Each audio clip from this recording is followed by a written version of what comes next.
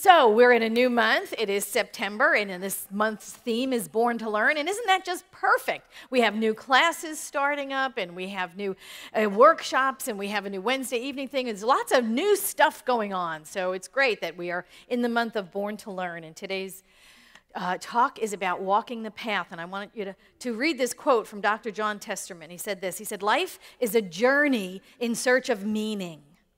Your faith is the way you make sense of the world, the tool you use to find meaning. The stages of faith are the different lenses through which we experience the world as we pass through life. In response to new experiences and life crises, our old faith structures collapse and new ones are built." So let's talk about the first stage of faith. Remember when you were little kids? Can you remember back to between the ages of 2 and 6? The world was filled with magic. It was the stage of enchantment, and it was anything was possible. Do you remember that? Do you remember when you were really little? This time when fairy tales and true life just sort of intermingled, and fantastic stories of ancient times from your faith tradition, your family's faith tradition, whatever holy scriptures that they read. These things were really happened in your mind. You know, all of it was possible in the mind of this age of our childhood. We had those little minds, and everything was fantastic, and everything was possible, and everything, all of those stories all happened. It was a magical time of the small child. It was intuitive, it was imaginative, and logic did not enter into it. Logic did not enter into it at all. People could fly, animals could talk, trees could throw their apples at you, right? Anything was possible at this time. And this is the first stage of faith. It is an enchanting, magical world. This is where we can dance with God. This is the stage where we absolutely dance with the divine. And then we move to a greater idea of the world and us. Between the ages of 6 and 12, we become very story-oriented. We become concrete thinkers. We want to make sense of the world and sense of things. And we begin to identify with a master story. Whatever that master story is, either our religion, our family of origin, our culture, our ethnicity, we begin to identify with this group that is the predominant thinking. And so they tell us stories, and we take on those stories. This is who we are. And we believe the stories literally. God here is a parent, one of the other big people in our lives. Sometimes it's a harsh parent. But God is a parent, and this is a real concrete stage where we take everything literally. There's black and white, there's no gray, it is or it isn't, that's it. Now, some people move on their whole lives and never leave that stage. You know, this is where we get the 6,000-year-old earth thing from, because you have concrete thinkers who take everything literally. For the rest of us, this stage collapses when we gain the power of abstract thought. We move to stage 3. And from teens to adulthood, we are in this stage 3, which is really the stage of belonging. We're finding our place in the world. We become immersed in a belief system that comforts us. We become part of something that is greater than ourselves. And our self-identity is based on this group, whatever the group happens to be. As teens, it could be our peer group. It could be our friends. At home, it can be our ethnicity or our faith tradition or our culture, the religious affiliation, whatever it is. We seek and we find belonging to a greater group. And we are loyal to that greater group, if not questioning. And so here, God is a friend. God is someone we can call on when we need to. But this stage starts to fall apart when we start to question. When those traditional answers no longer provide comfort for us, this stage really collapses, and we move on to stage 4. And stage 4 is really the adult self. It is the world according to one's self, where the authority figure in the previous stage might have been a minister or a priest or a rabbi or the head of your household or whatever. The authority figure becomes internalized. It becomes us. We are our own authority in this stage. And so our task at this time becomes creating a worldview that works for us. And so religion, any religion, if we identify with it at this point, must make sense to us. And this is the stage where we might leave our religion of origin if it does not offer what we need. If it does not have a view of tolerance and diversity, if it's not able to sit with ambiguity and mystery, we can leave it. This is the stage of the de-enchantment of our lives. We want everything to work, and we want it to work according to our consciousness. And so if we stay with our religion of origin, we begin to pick and choose those parts of that childhood religion that we will believe in, and we dismiss the ones that we don't. This is where they get the term cafeteria Catholics from, because they pick and choose those parts of the religion that they would believe in, and then they just let the rest go. And there's nothing wrong with that. You can get very well fed in a cafeteria, right? It's not a criticism at all.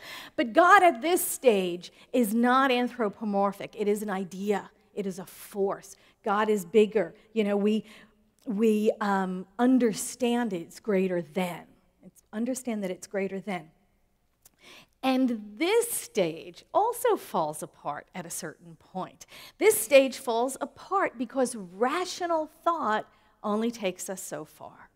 Rational thought can only take us so far. And we begin to struggle with those life issues. How do we reconcile dependence and independence? How do we reintegrate those hidden and submerged parts of ourselves, those disowned shadow parts of ourselves? How do we integrate what we have left behind? How do we find meaning in a life that we can't be certain of, where certainty is really impossible? How do I understand a God if I have no verifiable definitions of that God?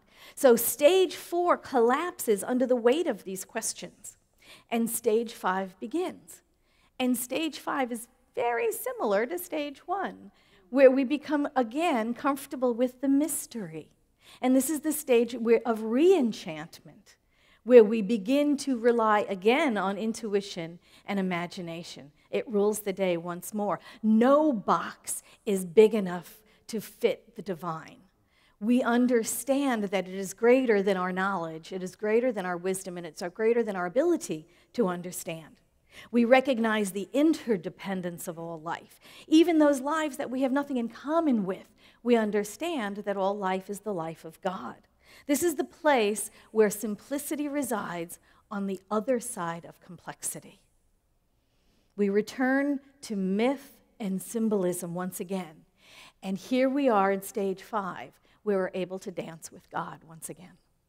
So these are the stages. If we're lucky enough, and we live long enough, or we simply surrender to Spirit at an early age, we can move on to stage 6.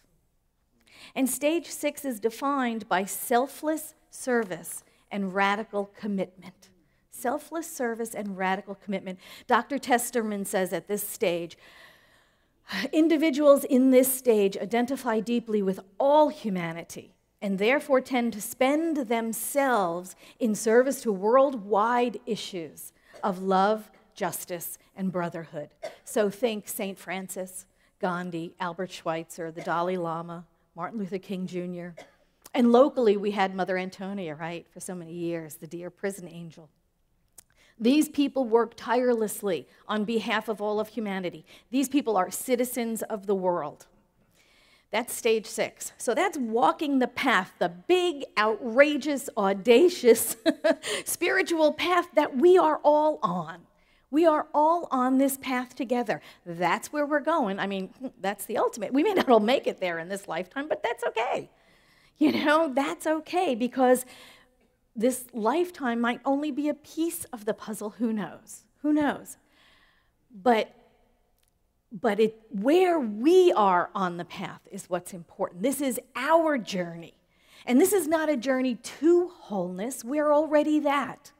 We understand we are already that. This is a journey to reveal wholeness.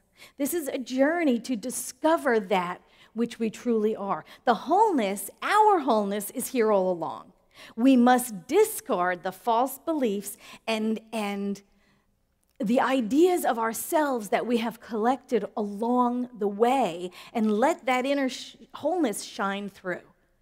It's our false beliefs, it's our insecurities, it's our ideas of limitation that we have collected, that we have taken on as ourselves, that we have to shed in order to let our radiance shine through, in order to let the wholeness that we are come out to play. It's not that our true self is not good enough. It's that we have collected so many false and limited ideas about ourselves that are not true, that keep us from living the greater idea that Spirit has for our life. You know, we say, no, can't be me. You can't be talking about me. I'm not that. I'm not that, fill in the blank. You know, big enough, strong enough, holy enough, perfect enough, whatever, brave, confident, strong, to do, fill in the blank again. But that's the false belief speaking. We are underneath all of those things, underneath all of that false stuff that we have collected along the way. We are that brilliant diamond. We are that seed of perfection. That is the truth of us. All of the facets, all of the qualities of God, all of the possibilities. That is the truth of who we are. So, if Dr. Testerman is correct and life is a journey in search of meaning, then why are you here? Why are you here? What is your meaning for life right now? No pressure. There'll be a quiz at the end, though. Why are you here now? You know? And see, and that's the thing that there is no one reason you're here. Like if you found it, that's it, and then it's over. I mean, really, think about it. Your meaning for life changes as you change, and it grows as you grow. What your meaning of life is right now is your next great adventure. Your next greatest yet to be, your next goal, whatever that happens to be now, that is your meaning of life. What was your meaning of life when you were in high school? It was probably graduating high school, you know? Just get me through it. Meaning of life changes and grows as we change and grow. Making a lot of money might have been somebody's meaning for life. And maybe they did it and maybe they didn't. Maybe they succeeded and maybe they didn't. But after that was over, after that goal was either attained or not, then the meaning changed. The meaning for life becomes something else. Life is a journey in search of meaning. So we start to ask ourselves, what is the meaning of my life? Why am I here? What is my contribution? What is my place and what is my purpose? Now, the good news about that is we don't have to compare ourselves to other people. When we're seeking to know ourselves and our own personal journey and what it is we contribute, we don't have to look at somebody else and go, oh my God, look what they're doing and I'm only, fill in the blank, because really that's only a way to beat ourselves up. I'm no Dalai Lama, let's face it. I'm not even a Dalai Lamette. However, I don't have to be, because there is one already. I don't have to compare myself to that. The world already has that. It doesn't need another that. Ernest Holmes said this. He said, do not let anyone discourage or belittle your efforts by asking, well, why don't you walk on water? Jesus did. Do not be sidetracked by any of these futile suggestions, these mental obstructions, which an unbeliever would seek to throw in your path. You're right. I don't walk on water. It's been done. I don't need to do it again. I'm here to make my own miracles. Don't you make miracles every day? Man, you find a coin on the ground. Somebody gives you a free cup of coffee. You're surprised when a friend calls you when you were just about to pick up the phone and call them. You create miracles every day. You have this much money and this much bills, and you manage to get through the month anyway.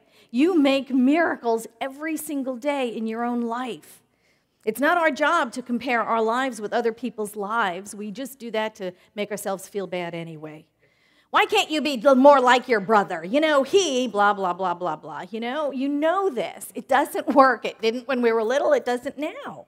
Judy Garland said this. She said, always be a first-rate version of yourself and not a second-rate version of anybody else. So walking our path means bringing meaning to our own life, making our own choices, giving our own gifts, acknowledging our own contributions. We have to get in touch with what it is we're giving to the world, what our natural gifts are, what our talents are, what the world is calling for from us that only we can give. We are individualized expressions of the divine. Nobody is like you. Nobody has been. Nobody will be. You are the one and only you. Never before and never again will your identical set of cells and DNA be experienced by the world.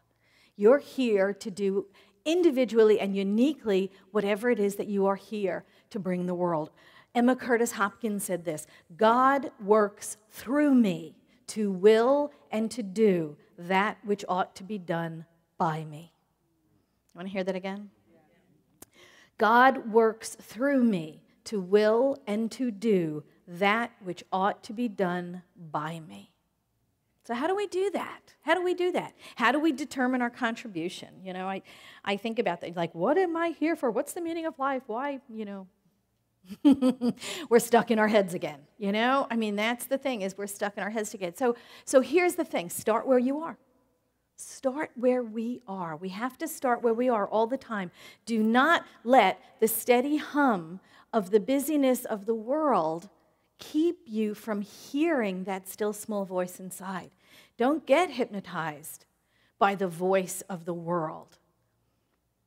What is yours to do is within you to know. Start where you are. Walk boldly and proudly on your path wherever you happen to be on it and do what is in front of you to do. Maybe a smile and a friendly greeting to the cashier who looks so busy and so grumpy, maybe that smile and that greeting is all she needed to make her day. And so maybe that was your reason for being right there in that moment. You maybe just made her day. Do what is in front of you to do, that one little step, that next thing, whatever it is. You could be the answer to someone's prayer. You could be the answer to someone's prayer. So start where you are. And be aware of your opportunities to serve, and just do that right there. Be that person everybody calls Little Mary Sunshine. Who cares? Read the good news. Remember, the positive outcome is just as reasonable as the negative one. Practice always expecting good. Practice always expecting good.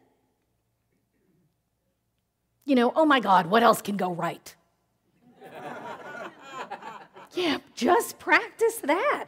The world has enough people providing the cynicism and the sarcasm and the snarky little remarks. We do not have to be one more of them. There's enough of that in the world, isn't there? Or is it just me? Maybe I know all of them. I don't know. There are more than enough people in the world telling you what to do and how to be and what to say and what you should or should not be doing and how it should look. There are enough people, more than enough people, telling you those things. You don't have to be one more of them. When we are on our path, we know it because it's good, it's kind, and it's service. It doesn't win at the expense of others. It does not diminish other people in order for us to feel good about ourselves. It does not put down other people's choices or who they are.